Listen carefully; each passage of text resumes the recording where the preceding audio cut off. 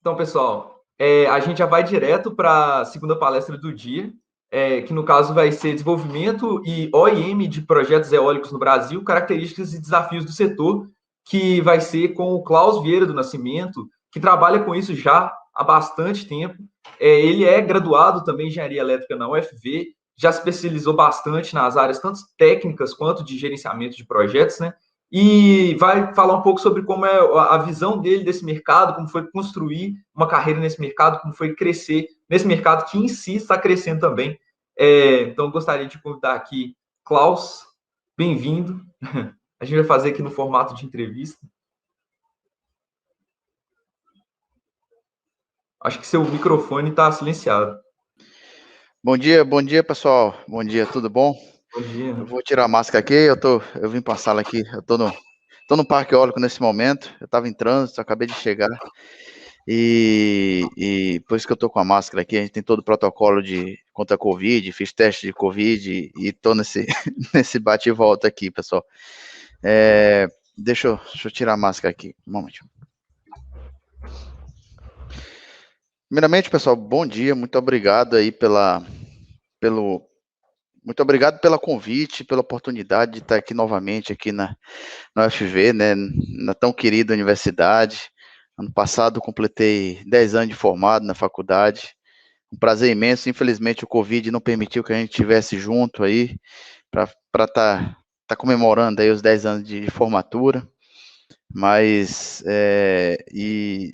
assim, então, de qualquer sorte, eu gostaria muito de agradecer a comissão do simpósio para que a gente possa ter um bate-papo, a ideia que eu possa transmitir um pouco do meu dia a dia, aqui do parque, do dia a dia do OIM, dos projetos, de como que nasce um projeto eólico, né, da base, onde que eu trabalhei, e como é que como é que foi minha trajetória até agora, né. Perfeito. Eu queria começar perguntando assim, como foi escolher essa área, né? Porque muitas vezes a gente tem diferentes perfis da engenharia elétrica, em todos os cursos praticamente, mas uma coisa que a gente está tentando focar aqui no SAELT é a questão de que às vezes você já tem uma ideia muito fixa e a gente quer que essas pessoas que já sabem que querem trabalhar com a eólica ouçam de você de primeira mão, mas também talvez as pessoas que ainda não escolheram essa carreira, talvez brilhem o olho e passem a se apaixonar. Então eu queria começar perguntando assim, você sempre buscou trabalhar nessa área de energia eólica ou você se interessou, não sei, durante o seu ensino médio, graduação, depois da graduação, não sei? Como é que foi essa decisão para você? Alexandre, pessoal, assim, vale lembrar que quando eu formei foi há 10 anos atrás, então, 10 anos atrás, a eólica ainda era muito embrionária no país. Existiam basicamente poucas iniciativas do governo ali com o Proinfa para incentivar o uso das fontes alternativas aí de energia. Então, as fontes alternativas elas tinham muito no Brasil na base da alguns parques eólicos já estavam implantados, ali o de Osório, o de Fernando de Noronha, se eu não me engano.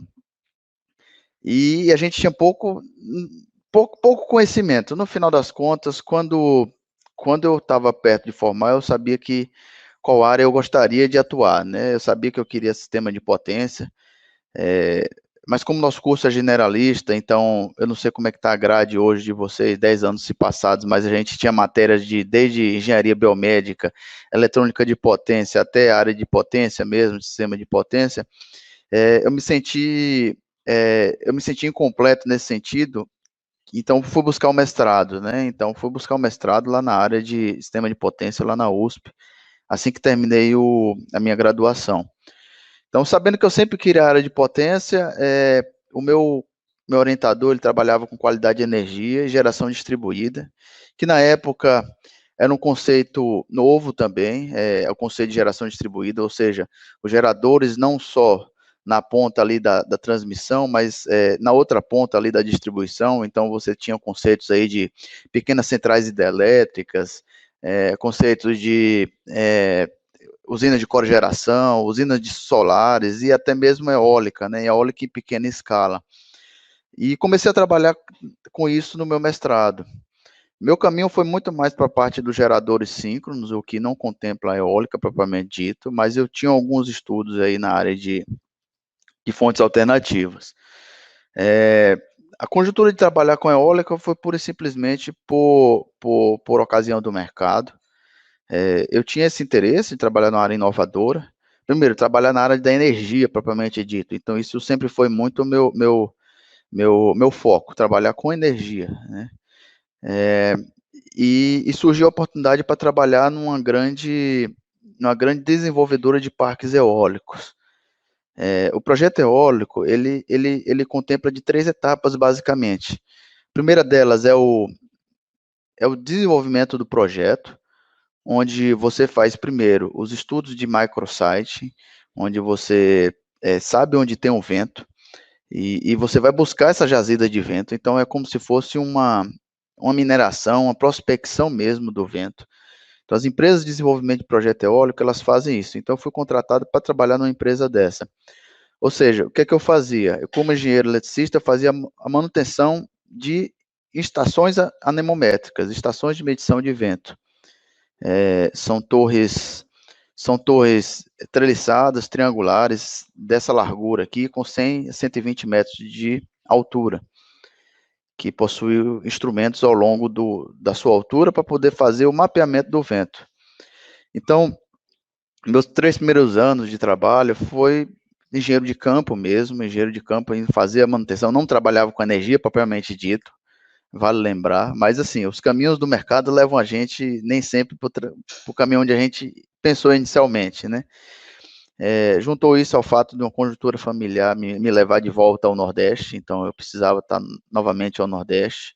Então, no meio do meu mestrado, eu segui para trabalhar nessa empresa. Então, lá eu fazia a operação e a manutenção dessas torres anemométricas, que são estações de medição de vento, que para você poder dar entrada no parque eólico, poder fazer os estudos de vento completos, você precisa medi-lo. E para medi-lo, você precisa de uma campanha de medição de vento. Então, a gente tinha instrumentos instalados a 60, 80, 120 metros de altura, e a equipe da gente era responsável por garantir a operação dessa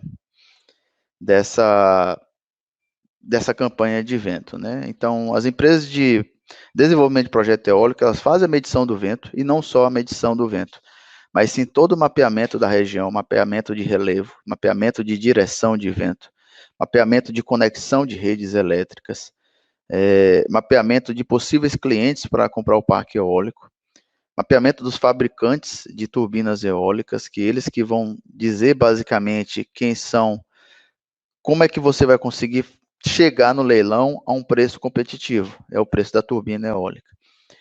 Vale lembrar que 80% do custo em 20 anos de um parque eólico é na instalação do parque.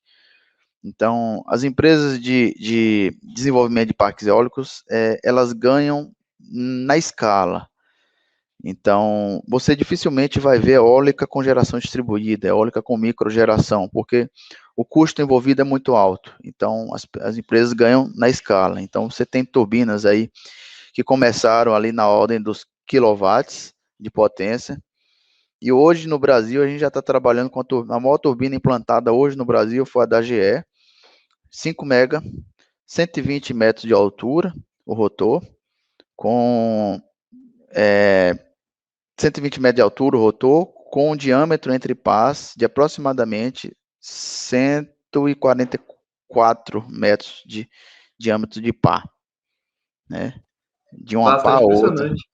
Eu ia aproveitar para perguntar, desculpa cortar, a Não, pode... região em que está instalado esse gerador, você saberia dizer? Então, predominantemente no Brasil, o Brasil ele é beneficiado, ele tem os melhores ventos do mundo. Por quê? Se você medir o vento no Brasil, ele é uniforme, ele é unidirecional e ele varia pouco ao longo do dia e ao longo do ano, o que faz com que você não precise de aerogeradores tão parrudos, tão robustos, para poder gerar a mesma energia no final do dia. A curva de geração de vento ao longo do ano e ao longo do dia é mais flat do que em outros países. Então, sem contar o fato do vento ser unidirecional.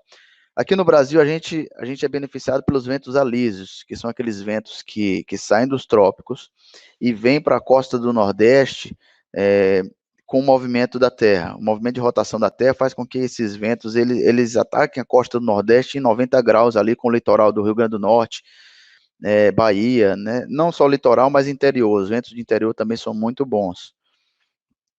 Então eles estão basicamente instalados no Nordeste inteiro. Esse ano, a eólica já adquiriu basicamente aí 21 GB de potência instalada. Temos muitos parques eólicos instalados no país. Então foi isso que eu fiz durante bom tempo, né? Eu fiz todo esse mapeamento do vento, garanti as campanhas de vento, garanti as campanhas de medição de vento para que a empresa que eu trabalhava pudesse entrar no leilão e, uma vez entrando no leilão de vento, pudesse ganhar esses concursos, né? E poder vender energia ao governo a um preço fixo. Hoje o mercado já mudou bastante, já não está muito desenvolvido em cima dos leilões, já está muito em cima do mercado livre de energia, que é um ambiente onde o comprador interessado na energia vai direto no produtor e já compra essa energia diretamente. Então, muitos contratos desses de energia com energia eólica já estão sendo feitos diretamente aí com os produtores, só pagando as taxas aí de transmissão e distribuição de energia.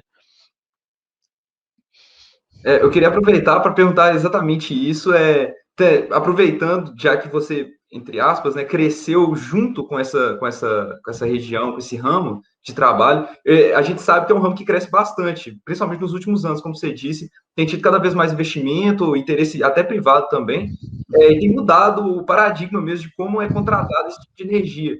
Aí eu queria saber, assim, como foi, do seu ponto de vista, esse crescimento, né? Se, como você perguntar também quais cargos você foi ocupando, como foi a sua carreira, e como foi esse ponto de vista, assim, à medida que foi mudando tecnologias, foi mudando investimento, como foi esse crescimento para você?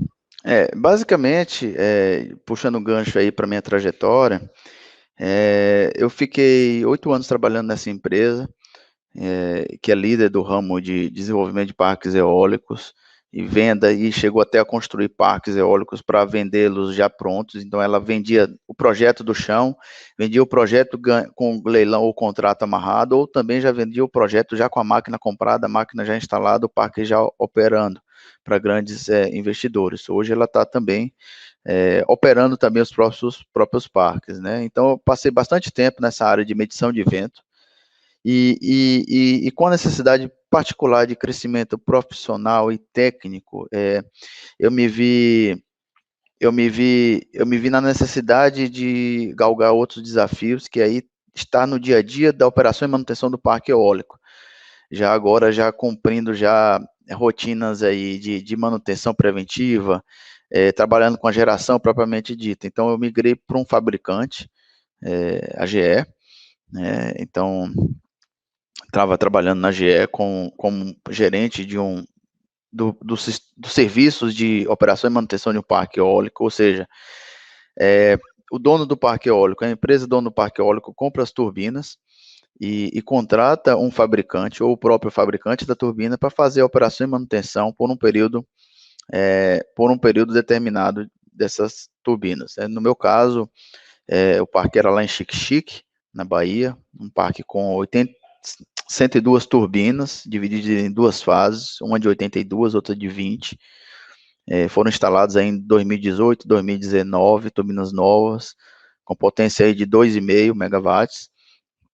Então, era um parque com em torno de 250 megawatts de potência instalada, né? Um fator de capacidade de aproximadamente 55 a 60% ao longo do ano. Isso lugar nenhum do mundo tem, a não ser o Brasil. Fator de capacidade eólica com mais de 50%, não tem parque na Europa, na América do Norte, que chegue nesse patamar de fator de capacidade. Então, dito isso é um desafio muito grande para quem está no Brasil, para os fabricantes, para o dono de parque, porque todos os parâmetros de manutenção e construtividade das máquinas, na grande maioria, foram pensados para fatores de capacidade europeus, americanos, que giram ali de 35, 40, se forem muito bons. Então, você tem uma máquina que roda muito mais aqui no Brasil num período menor, então que entrega muito mais potência. Isso é um desafio muito grande para o nosso setor, porque você tem muito mais desgaste da máquina. Vale lembrar que, do ponto de vista operacional do aerogerador, o grande desafio dele é mecânico, muito mais do que elétrico.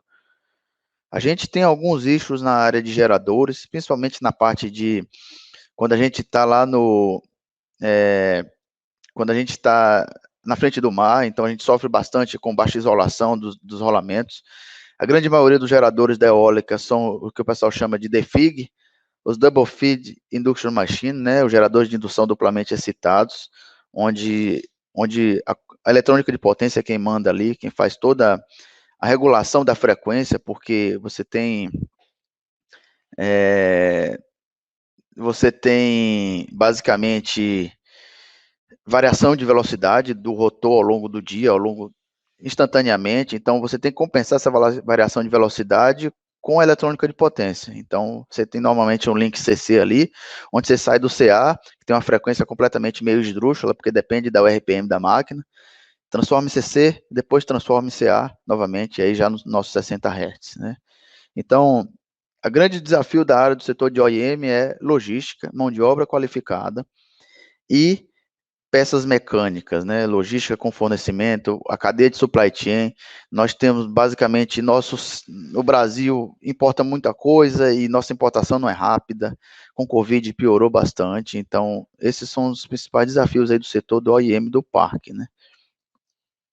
Entendi. Vou aproveitar essa sessão de respostas na área de manutenção e perguntar aqui, o Matheus Amaral pergunta, ao longo do dia e da noite, a geração eólica é similar?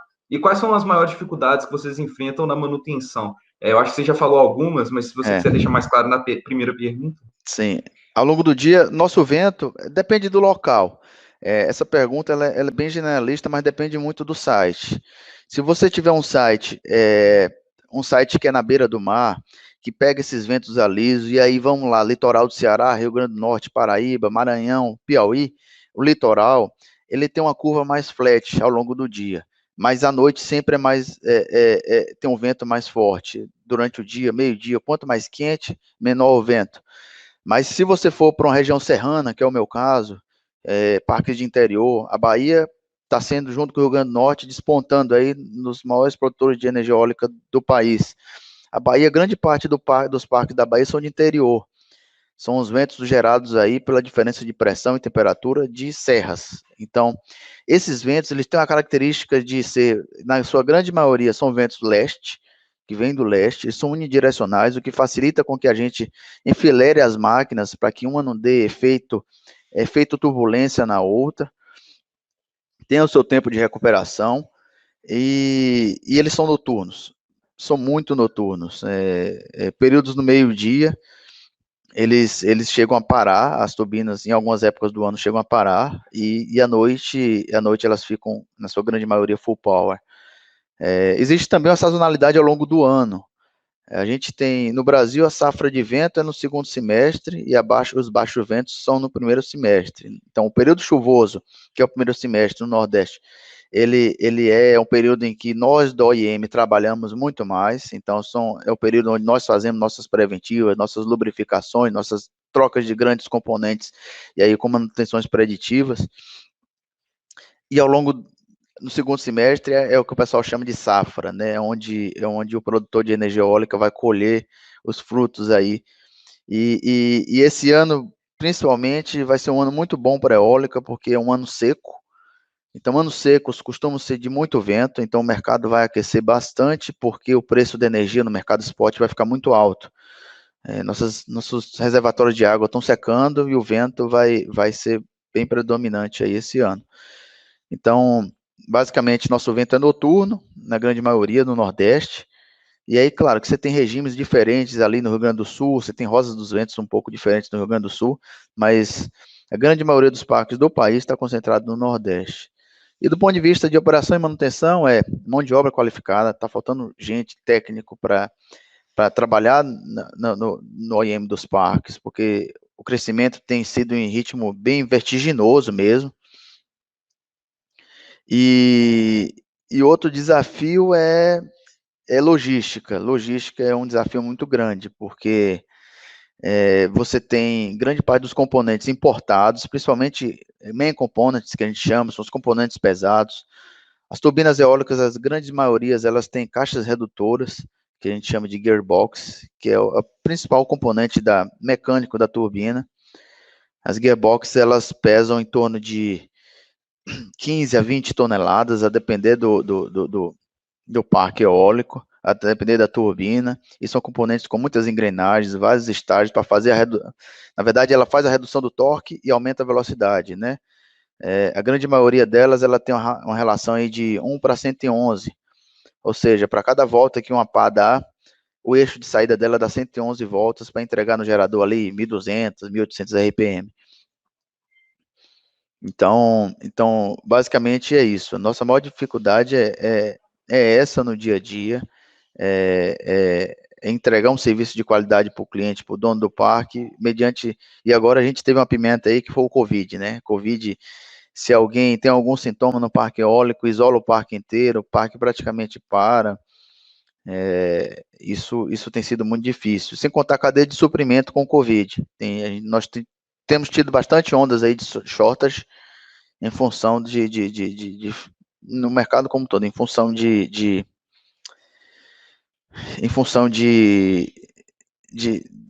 reestruturações em função do Covid, né? Então, os fornecedores de materiais, de peças, eles estão muito limitados em função disso. E faz sentido. É realmente desafiador, acho que para todas as indústrias. E ainda nessa área de manutenção, o professor Everton Augusto, do nosso departamento, pergunta aqui: bom dia, Cláudio. Você poderia falar um pouco dos principais problemas que levam à manutenção dos conversores eletrônicos usados no aerogerador? A gente tem o principal. Assim, 90% dos nossos problemas são mecânicos. São realmente mecânicos. É o sistema de pitch do aerogerador. Então, o aerogerador, ele basicamente ele gira, a nacelle dele, ele busca o vento, e as pás, o principal sistema de freio dele é um freio aerodinâmico, onde as pás elas dão um pitch, que é justamente a inclinação da pá para atacar o vento. Então, a grande maioria dos nossos problemas são realmente de origem mecânica, pouquíssimos elétricos, né? Lá no dia a dia do nosso parque, Everton, a gente tem muita queima de GBT, algumas explosões de capacitores, mas do conversor é basicamente isso: é queima de GBT e explosão de capacitor é mais o que estraga ali, sabe? E muitos problemas ali de ordem de software. Algum software dá um bug, o controlador da máquina também às vezes dá alguns bugs, principalmente em quedas de grid. Queda de grid você está lá operando o parque está às vezes full power, e aí a subestação vai lá e dá um trip. Quando o grid cai, o parque perde, a turbina perde toda a referência dela, então o gerador fica sem carga. Nesse momento que o gerador fica sem carga, é um tranco muito grande para a máquina como um todo. Então, todas as partes têm que ser recolhidas, o freio aerodinâmico e o freio mecânico da máquina é acionado, e nós temos problemas elétricos aí no sistema do pitch, basicamente também. Aí depender da máquina, tem máquinas que a movimentação do pitch é feita de forma hidráulica, tem máquina que é feita de forma elétrica, né? As elétricas sofrem bastante aí na parte ali da eletrônica para controlar o sistema de pitch. Mas são poucos, realmente são bem poucos os problemas que a gente tem de ordem elétrica. Isso assim, e aí varia de máquina para máquina, tá, Everton? Fabricante para fabricante. Nós temos basicamente aqui no Brasil 5 fabricantes, que cada um tem sua filosofia de máquina diferente. Então, nem todos usam defig, alguns usam ímã permanente, e aí que você diminui bastante a inserção da eletrônica de potência também, mas a grande maioria é o defig. Então, na nossa máquina, os IGBTs costumam realmente às vezes dar mais problema. Aí, fechando essa parte de manutenção, perguntam também que o Marco Antônio perguntou: essa manutenção elétrica ela é muito cara? Depende do que você chama de caro, né? Mas assim, ela é muito menos frequente. Então, realmente, os mais caros são os mecânicos, principalmente os main components, né? O que a gente chama de main component? Pá, gearbox, gerador, eles são muito, muito caros, porque não só o preço do equipamento em si, você tem que levar um guindaste para lá, né? Então, você tem que mobilizar um guindaste por mais de 1.000 quilômetros. Tem guindastes que são 18 carretas para chegar, mais 10 dias para montar um guindaste. Então, basicamente, a grande maioria dos nossos problemas são de caros, não é nem o equipamento em si, o equipamento é caro. Nosso equipamento mais caro é gearbox. Ele junto com a pá, ele é o mais caro da turbina. E ele é o mais sensível, porque ele sofre esforços mecânicos muito grandes. Então, podemos dizer que relativamente os elétricos não dão tanta dor de cabeça financeira quanto os mecânicos. E ainda nessa parte mais técnica, perguntaram também aqui, o Rafael Peluso perguntou o que é o fator de capacidade eólica, que você tinha comentado mais cedo, que no Brasil é mais alto do que outros padrões utilizados na Europa, nos Estados Unidos. Sim, sim. Fator de capacidade fator de capacidade é a relação entre a potência instalada e o que você gera no final do dia. Se eu tenho uma máquina de 2,5 megas, é esperado que eu não gere full power o dia inteiro, nem o ano inteiro. Então, é como se eu estivesse entregando, se eu fosse 50% de fator de capacidade, é como se essa máquina, na média, me entregasse 1,250 mega ao longo do ano. Então, isso que é um fator de capacidade, a relação entre o que você instala, entre potência instalada e potência efetiva. É diferente o conceito de eficiência, tá? Isso não é eficiência energética. Isso é o fator que você instala na turbina, a turbina está com uma potência uma potência máxima instalada, a potência de saturação dela é 2,5, só que você não vai gerar isso ao longo do ano inteiro. Não sei se eu fui Perfeito, claro. o Rafael agradeceu já, entendeu. E teve uma outra pergunta também, ainda sobre o que você já tinha comentado, sobre o Brasil ser. A Renata Gomes pergunta, já que o Brasil é tão privilegiado nesse ramo, hoje em dia, qual é a maior dificuldade para expandi-lo, na sua opinião, assim, de dentro dessas empresas? Primeiro, logística e financiamento, linha de crédito. Antigamente era o BNDES que fazia esses financiamentos, a grande maioria dos financiamentos para esse setor, com fundos aí vindos do FI e FGTS.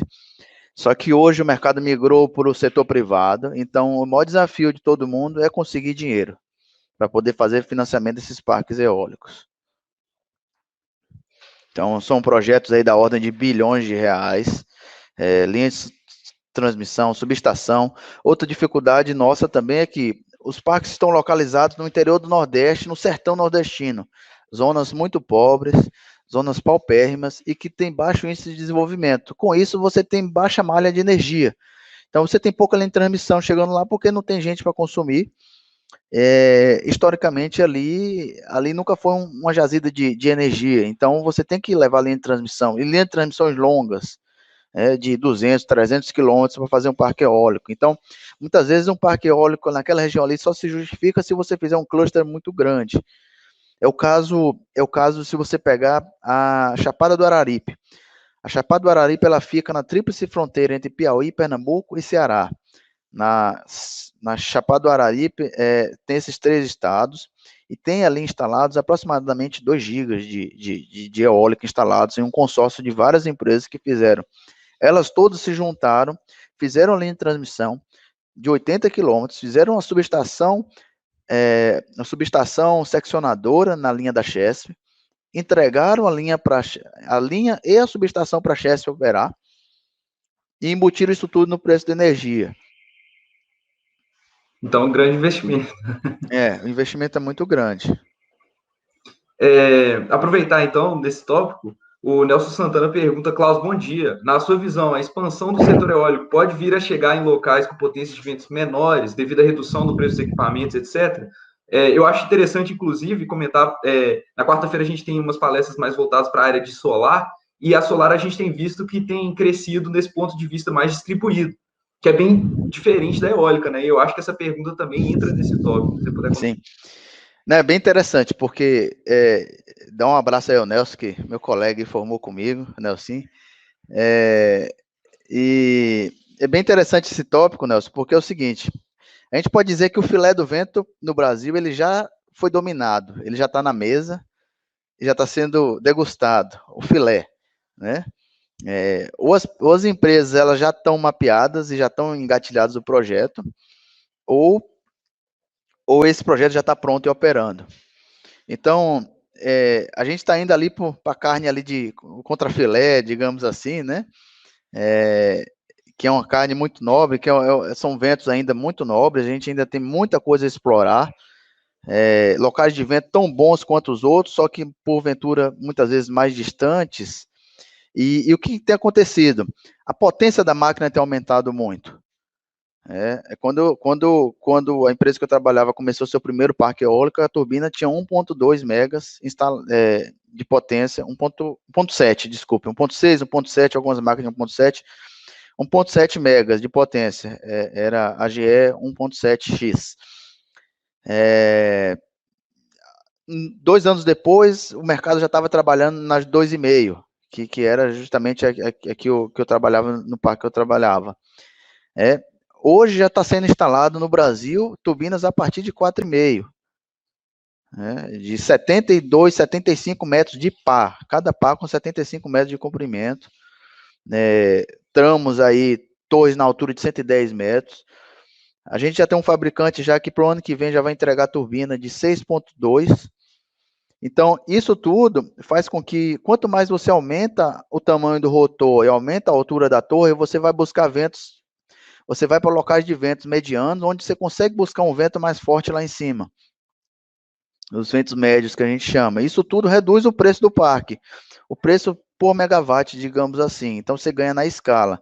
Então, o mercado ele tem crescido nesse segmento, no ganho de escala. Antigamente, para você fazer um parque de 200 megas, você precisava de 100 aerogeradores. Ou 100, 120 aerogeradores, aproximadamente.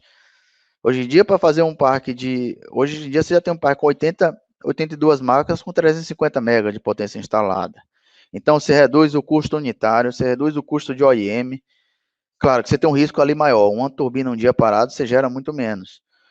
Mas você reduz o custo de implantação, o custo de guindaste. Guindaste é muito caro. Guindaste é muito caro mesmo, sabe? Realmente, custo de OIM para você trazer guindaste para um parque, quando você não está na instalação, é muito caro. E eu acho também que talvez não fique tão expressivo, assim, para leigos, essa mudança que você está comentando das potências entregues, das potências planejadas, mas para outras áreas de energia, isso não muda tanto, com tanta frequência e com tantos saltos, né, que a gente tem visto na energia eólica. A energia eólica tem crescido vertiginosamente. O mundo hoje já tem uma turbina de 14 megas. Essa é uma turbina offshore, que tem um protótipo no porto de Roterdã, se eu não me engano. Ela é da GE. Ela é GE/Alstom, né? A Alstom ela foi comprada pela GE. A Alstom Wind foi comprada pela GE e comprou essa tecnologia dessa turbina. Então, ela está instalada um protótipo aí no porto de Roterdã, mas já tem perspectiva de instalação de parque nos próximos anos, parques offshore, né? Então, você já tem turbina offshore aí de aproximadamente aí 12, chegando a 14 megas aí com seus upgrades. Perfeito. Aí, vou trazer mais algumas perguntas aqui na questão mais de vagas em si para engenheiros que estão se formando, que afinal o evento é sobre isso também. Como você vê o crescimento do mercado de energia eólica para o futuro próximo, assim, do ponto de vista de engenheiro? Acho que você já falou um pouco sobre, né? Principalmente nessa área de logística, talvez a gente se encaixe também. Mas eu queria que você falasse assim, do seu panorama e opinião, principalmente para quem se forma como engenheiro eletricista. Já que é generalista, quais perspectivas você acha que existe nesse mercado? As perspectivas são inúmeras, assim, eu considero inúmeras, porque você tem mais linha de transmissão chegando, você tem mais subestação para dar conta, então você tem mais mapeamento de vento, você tem mais otimização, um setor muito interessante de se trabalhar no setor de performance de máquina. É bem legal de trabalhar, então tem muitos engenheiros eletricistas trabalhando, mecânicos e eletricistas trabalhando aí na área de performance da máquina, analisar as curvas de potência da máquina de acordo com os ventos que entram, cobrar do fabricante isso, ou até mesmo trabalhar no próprio fabricante, que é o meu caso. No meu caso eu trabalho na área de gestão, onde eu faço a liderança de times e tal, mas essas grandes fabricantes têm todo o seu setor de engenharia no back-office para dar todo esse suporte, então você tem esse crescimento e com isso vem muita coisa por trás, porque na hora que você vai implantar um parque eólico, é uma Babilônia de gente, é uma Babilônia de empresas, empresas de guindaste, empresa de fundação. Então, a empresa de BOP, o que é BOP?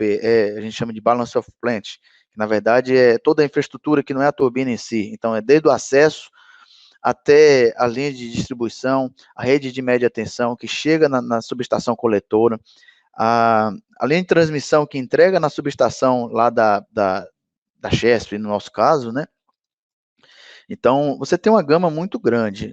O setor eólico ele está aquecidíssimo, ele voltou a se aquecer, mesmo com pandemia, ele continua muito aquecido, porque é um setor que, assim, ele não, diretamente, ele não sofre imediatamente os efeitos da queda do PIB. Você tem uma redução, na hora que você tem uma crise econômica, você tem uma redução do consumo de energia, só que o setor eólico ele está pensando daqui a 10, 15 anos, então ele está fazendo essas contratações para 10, 15 anos. Tem a pandemia, mas uma empresa grande, eu tenho minha empresa grande, e vou comprar energia, vou fazer um contrato de 10, 15 anos com aquela empresa, uma Vale da vida, a Vale já está investindo muito, a Vale já tem energia comprada aqui no Nordeste, na Bahia, já de um parque eólico inteiro. 150 megas instalados, ela não comprou o parque todo, mas tem energia comprada daquele parque por 10 anos.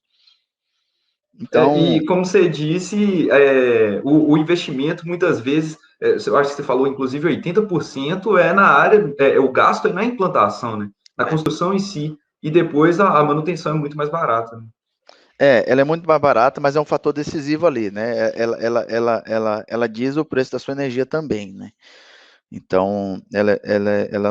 E outro setor muito importante, porque uma vez você instala o parque eólico, você tem que fazer manutenção nele, né? Então, aí fica o recado, porque realmente eu acho assim, esse ramo da energia no Brasil muito promissor e do ponto de vista da eólica tem surgido muitas vagas aí para o setor, né? Porque tem tido muitas empresas fazendo essa implantação, essa operação e manutenção, muita empresa primarizando o serviço. Então a dica que eu dou é enfrentar, assim, um recém-formado, realmente é encarar o campo, é ir para o campo.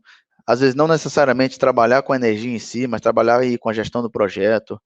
É, muitos de vocês aí invariavelmente vão virar gerentes, então isso é muito importante, vocês terem noção de gerenciamento de projetos, gerenciamento de obras, é muito legal de ter esse know-how.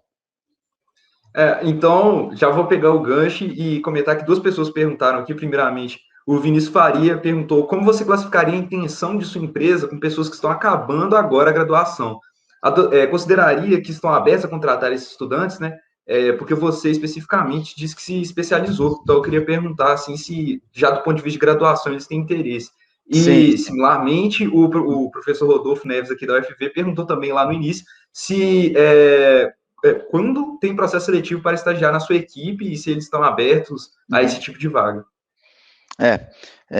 O primeiro, né, a gente tem, a empresa, na verdade é o seguinte, eu trabalhava na GE até 15 dias atrás, e a partir de amanhã estou entrando em outra empresa, estou seguindo para um novo desafio, mas a GE ela tem um programa de estágio muito interessante, eu recomendo que vocês sigam no LinkedIn, o pessoal está sempre divulgando muitas vagas aí de estágio, ela tem um programa muito legal de crescimento, então ela valoriza muito o crescimento das pessoas.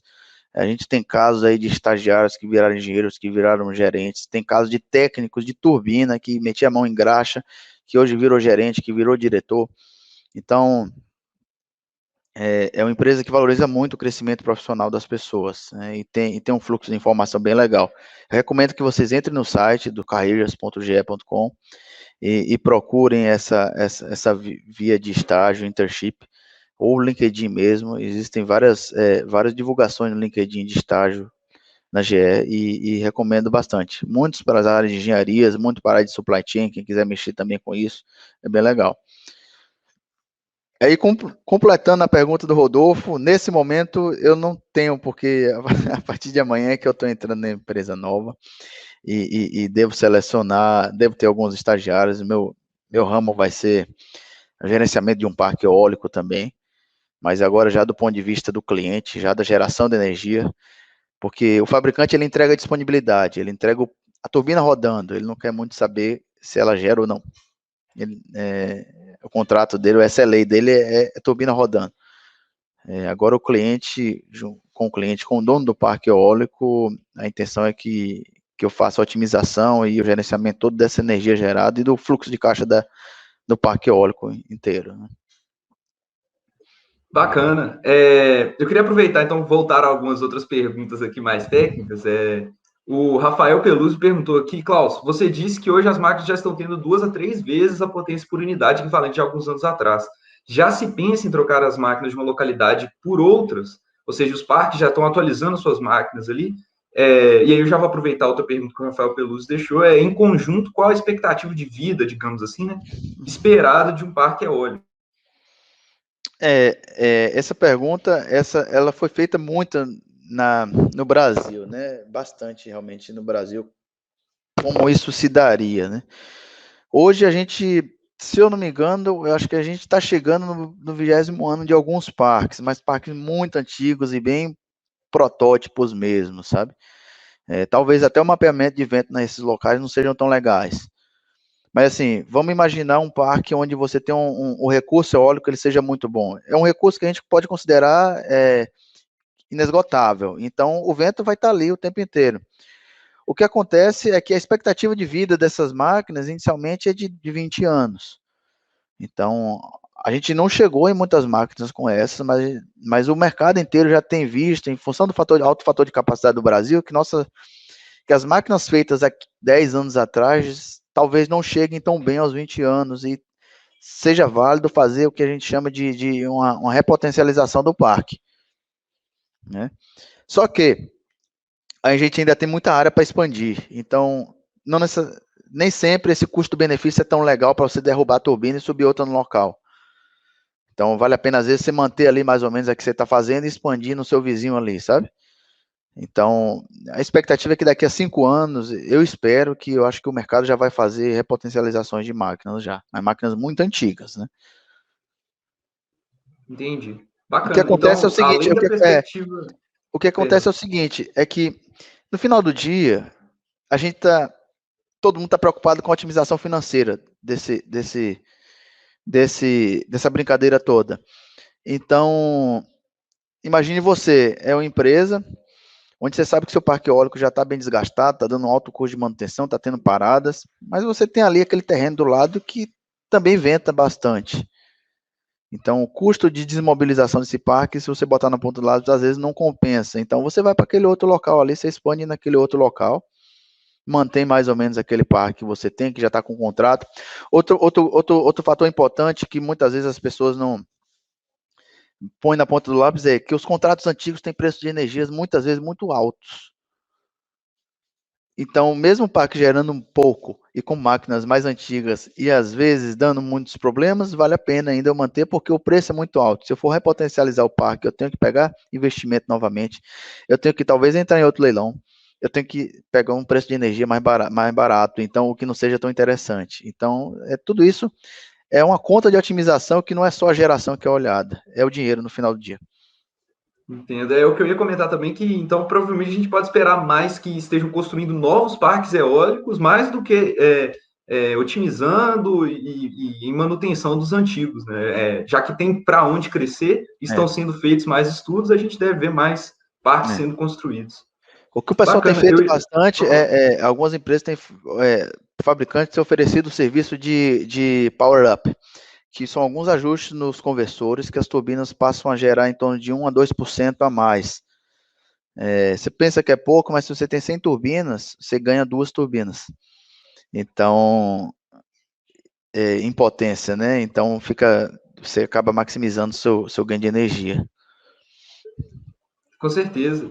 Eu ia perguntar também na questão de a técnica, a pesquisa, assim, você diria que aqui no Brasil o pessoal está mais interessado em comprar materiais prontos, ou se você viu, conhece, ou espera que seja atrelado o mercado da pesquisa com esse mercado da entrega mesmo, de construção de novos parques? Você acha que, seja na área de otimização, de logística, ou até mesmo da parte mais mecânica mesmo do material? Você acredita que o Brasil tem potencial para isso também? Você enxerga isso do seu ponto de vista? Nosso potencial é muito grande, né? Nosso potencial de pesquisa é muito grande. O que acontece é que muitas vezes, por segredos industriais, esses pacotes já vêm em caixas pretas prontas lá de fora. E aí o Brasil basicamente faz só a montagem, né? A linha de montagem. Digamos, turbina eólica no Brasil é análogo a carro, né? Dificilmente você tem pesquisa aqui com carro no Brasil, né? As grandes maioria das pesquisas, elas são em funções aí na área de sistemas Fabris, desenvolver, melhorar sistemas Fabris, processos de fabricação, entre outros, né? Mas, assim, as pesquisas eu ainda considero bem embrionárias no Brasil, bem engateando aí nesse setor, né? Entendi, porque isso era mais um gatilho para a minha próxima pergunta, que eu ia perguntar a questão assim, caso a pessoa tenha interesse em se especializar nessa área, então vale mais a pena especializar em algo que seja mais voltado para, como é que eu posso dizer, seja para gestão ou para manutenção específica desses materiais, né? E não na construção desses materiais em si, certo? Assim, construção, porque você passa a ser, hoje em dia, com o advento do home office, você não precisa estar trabalhando no local para poder produzir, né? Então, você pode ser um engenheiro de design de máquina. Tem algumas empresas que têm um design aqui no Brasil, tem outras empresas que jogaram o design lá para fora. As multinacionais, design aqui, deixa no Brasil a engenharia de OEM, de operação e manutenção. Então, você ter o know-how nesse tipo de máquina, de componente mecânico, que no final do dia, ele não tem nenhum, na minha opinião, não tem nenhum segredo, assim. Por exemplo, para quem é engenheiro mecânico, trabalhar com gearbox nada mais é do que trabalhar com caixa de engrenagem, com teoria de esforços mecânicos, indentações, saber se tem trinca ou não naquele rolamento, você tem desgaste naqueles rolamentos, você tem possíveis trincas ali naquelas planetárias, nas engrenagens todas, né? Isso que causam catástrofes aí nas gearbox. Os geradores são simplesmente geradores aí, geradores de indução duplamente excitado, que o mercado já conhece bastante. Então, assim, do ponto de vista a máquina, ela não tem muito segredo absurdo, sabe? E já é uma tecnologia que já tem para mais de 20 anos aí já sendo desenvolvida, né? Entendi. Eu ia aproveitar para perguntar também na questão de, assim, você acha que é preferível a pessoa se especializar antes de entrar no mercado? Eu acho que já ficou um pouco ali dentro das outras perguntas, mas eu acho que talvez especificar assim, terminar a graduação e passar por processo trainee, mesmo que tentar várias vezes, você acha preferível? Ou se especializar primeiro para depois buscar esse tipo de vaga na eólica? Sabe, assim, porque são campos diferentes. Tudo depende da sua oportunidade, do que aparecer para você na sua frente, sabe? Eu acho interessante você entrar logo, e a especialização você faz em paralelo. Caso não consiga entrar, você faz a especialização para que você ganhe um up ali nos seus processos seletivos, tá? Mas, assim, noções de gestão, elas são muito bem-vindas no mercado, independente se você vai para a área super técnica ou vai para a área de gerencial. Gestão, ela é muito bem-vinda no mercado. Inglês, sem dúvida, isso aí realmente, eu mesmo trabalhando na área gerencial, eu tinha calls em inglês 2 vezes por semana. Então isso é muito importante, mas eu acho que você primeiro deve procurar a sua oportunidade. Então, se você tem uma oportunidade no setor, eu acho que você não deve deixar ela passar, não. O ambiente corporativo, ele traz muitos crescimentos que a academia não traz. Não desmerecendo a academia, porque eu gostei muito de fazer o meu mestrado, mas assim, o ambiente corporativo ele traz, e aí vem habilidades aí que talvez que o dia a dia nosso não traga, né?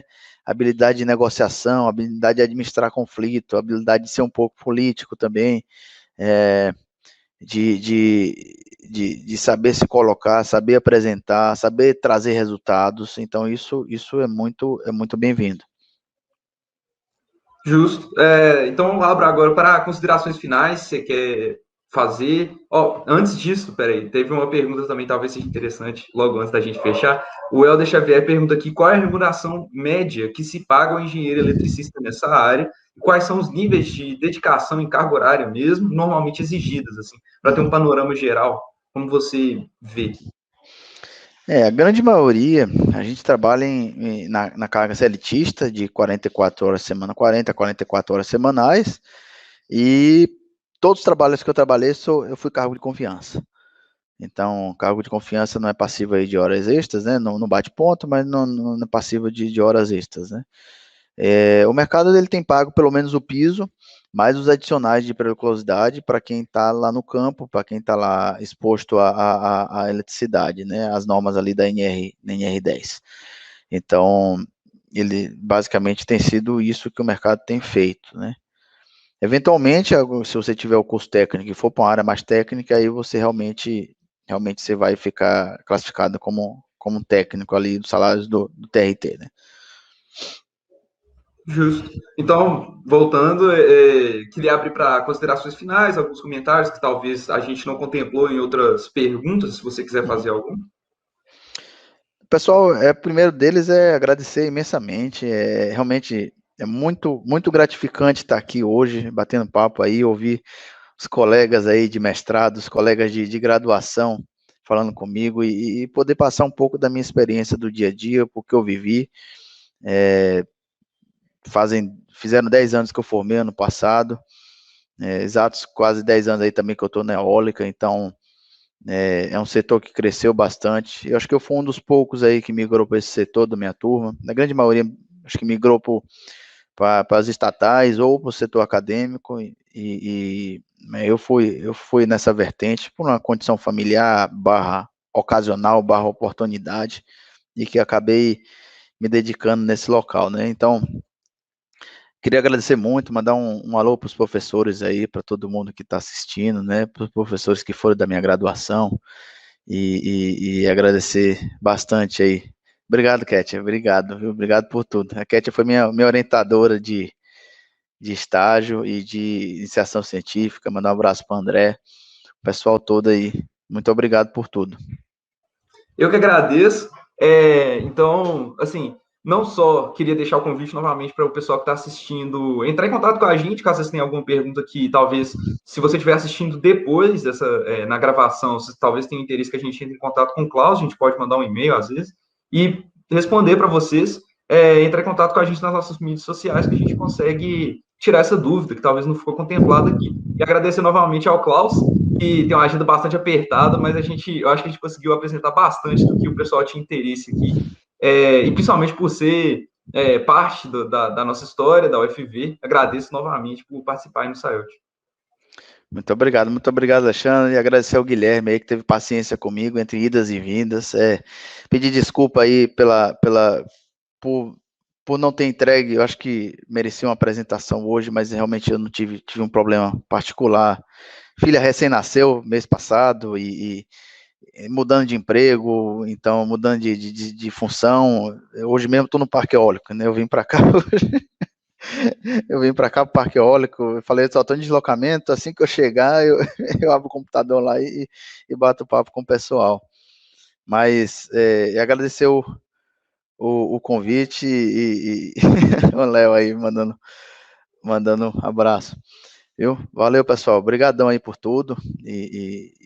Uma próxima aí, pode chamar que vou arrumar um tempinho e dar meu melhor também aqui.